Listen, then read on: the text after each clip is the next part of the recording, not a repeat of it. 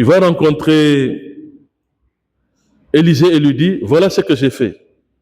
Et Élisée lui dit, mais de quel droit t'es-tu autorisé à aller chercher ce présent que tu ne mérites pas toi-même?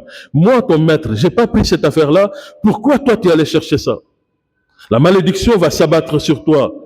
La maladie de Naaman va te frapper. Tu seras lépreux comme lui et tu verras avec ton Seigneur. Et tout de suite, après la malédiction de Élisée, le corps de Géasi va être rempli de lèpre blanche. Rappelez-vous aussi que lorsque Judas a trompé Jésus, l'Esprit Saint l'a éclairé. Il a vu son péché aussi vilain. Il n'a pas pu supporter la laideur de son péché. Il est allé ouvrir son ventre avec son épée. Il s'est suicidé à la vallée d'Akel-Dama. Judas s'est suicidé parce qu'il était rempli de diables, de démons, qu'il ne voyait pas le bien. Mais après avoir livré son Seigneur Jésus-Christ, l'Esprit Saint l'a éclairé. Il lui a donné la possibilité de voir la laideur de son péché. Pour une pièce d'argent ou pour des pièces d'argent, tu as vendu la vie d'une personne. Parfois, nous ne sommes pas si loin de Judas. Par de petits gestes, nous vendons la vie de nos congénères. Par les calomnies, par les mensonges, par la méchanceté, par d'autres moyens de faire qui nous sont propres, que chacun connaît à son degré. Mais la méchanceté donne la mort. Ce que nous retenons dans la liturgie de la parole d'aujourd'hui, c'est que Dieu nous invite à la gratitude, à la reconnaissance perpétuelle. L'Eucharistie que nous célébrons est action de grâce, c'est-à-dire remerciement, gratitude par excellence. Il y a plein de paroissiens ici à remercier. Ils viennent demander des messes. Quand ils sont exaucés, ils reviennent pour demander une messe d'action de grâce, pour dire merci à Dieu.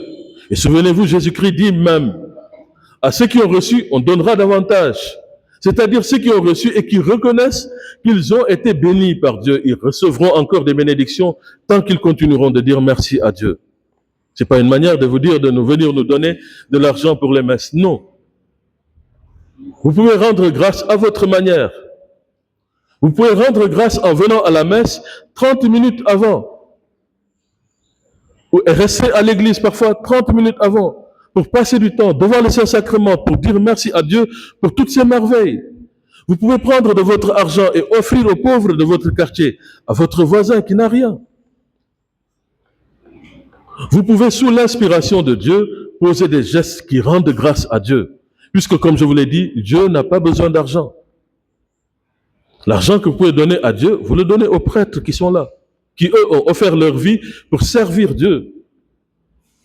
Dans l'évangile que nous venons d'entendre, il y a 10 lépreux, ils s'approchent de Jésus, ils demandent la guérison. Jésus donne la guérison aux 10.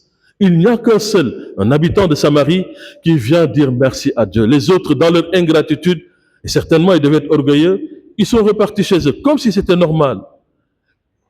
Quand on entend ça, on est épris, on est complètement bouleversé. On se dit, comment ils ont pu faire une telle chose? Mais nous le faisons tous les jours. Combien d'entre nous, le matin, se réveillent pour dire merci à Dieu? Il y a des gens qui sont morts dans leur sommeil. Je suis vivant, merci pour le souffle de vie. Combien sont-ils ici? Combien sont capables aussi de faire, comme Judas, après avoir livré la vie de Jésus, un examen de conscience pour voir la laideur de leurs péchés le soir avant d'aller au lit et de demander pardon à Dieu pour nos péchés d'orgueil, d'insuffisance, de complicité avec les malfaiteurs. Combien sont-ils? Donc la liturgie d'aujourd'hui oppose l'orgueil, la suffisance à la gratitude, à la simplicité, à l'humilité.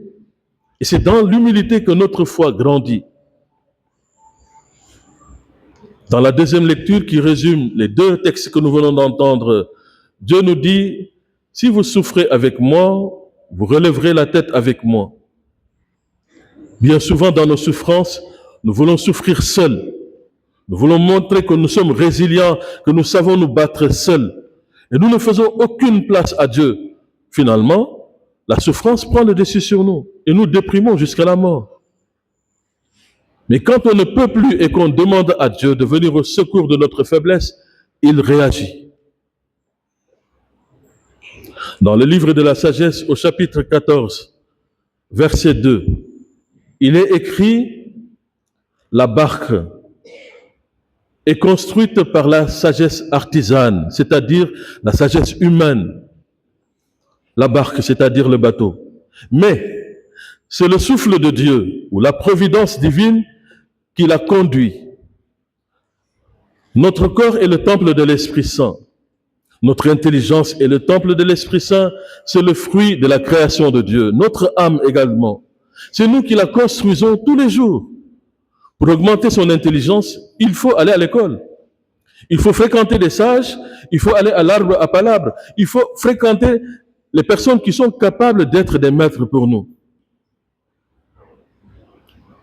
Pour avoir la science qui nous permette d'éviter la maladie, pour connaître la biologie, pour connaître la médecine, ainsi de suite, on est obligé aussi d'écouter le conseil des médecins qui nous disent: si tu ne fais pas telle chose, si tu manges trop de sucre, tu seras diabétique. Si tu manges trop de gras, tu auras trop de cholestérol, tu peux faire un AVC. Le fait d'entendre les médecins nous dire ça, c'est de la science que nous sommes en train de chercher. Autrement dit, nous sommes en train de construire notre barque. Notre barque, c'est notre être humain, c'est notre personnalité. Mais pour que cela soit mené à bon port, nous avons toujours besoin de l'Esprit Saint. C'est le souffle de l'Esprit qui conduit à bon port. Autrement dit, tout en me cultivant, tout en cherchant la science, je suis appelé à la soumission intellectuelle pour laisser l'Esprit Saint m'éclairer. Et c'est lorsque l'Esprit Saint m'aura éclairé que je pourrai prendre les meilleures décisions. Et non des décisions basées sur la colère, des décisions basées sur des futilités, des décisions qui ne tiennent pas compte du bien commun, du bien des âmes, de l'harmonie dans la société, dans la paroisse, dans la communauté. Si nous souffrons avec Dieu, avec lui, nous triompherons. Si nous voulons souffrir seuls, on ne s'en sortira pas. Si nous sommes infidèles, lui est fidèle. Naaman était infidèle, il ne connaissait pas Dieu. Celui qui est fidèle, c'est celui qui est adepte de Dieu. Il ne connaissait pas le Dieu d'Israël. Mais le Dieu d'Israël n'a pas dit parce que Naaman est musulman, ou bien parce qu'il est syrien, il n'est pas israélien, ou israélite, ici on les appelait les israélites, je ne lui donnerai pas la santé. Dieu guérit même les musulmans. Il guérit même ceux qui ne le connaissent pas. Et je vous ai dit ici plusieurs fois que les guérisons de Dieu sont en vue de la foi. Dieu fait des miracles pour appeler ceux qui sont témoins du miracle à adhérer à la foi. Mais la maladie fait partie de notre lot quotidien. La mort également.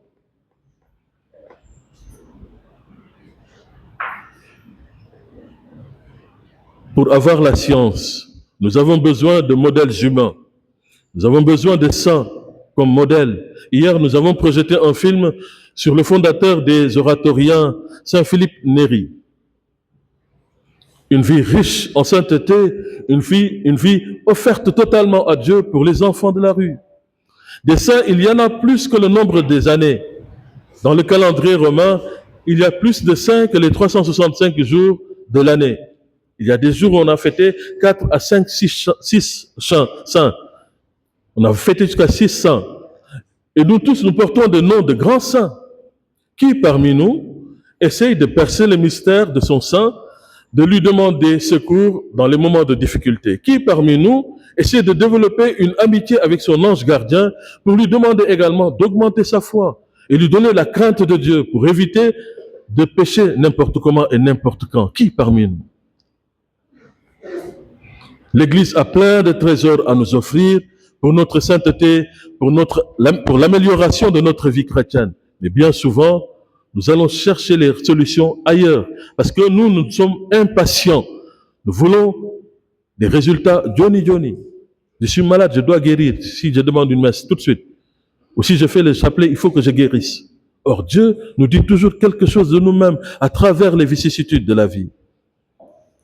Puissions-nous donc en ce dimanche si béni de l'ouverture de notre année pastorale, demander à Dieu de nous donner cet esprit qui nous parle au fond de notre cœur pour que chaque fois que nous serons appelés à poser des gestes aussi anodins qu'ils soient, nous puissions nous ouvrir à son Esprit Saint, le laisser augmenter notre foi, nous donner la clairvoyance des bons gestes aujourd'hui et pour les siècles des siècles. Amen.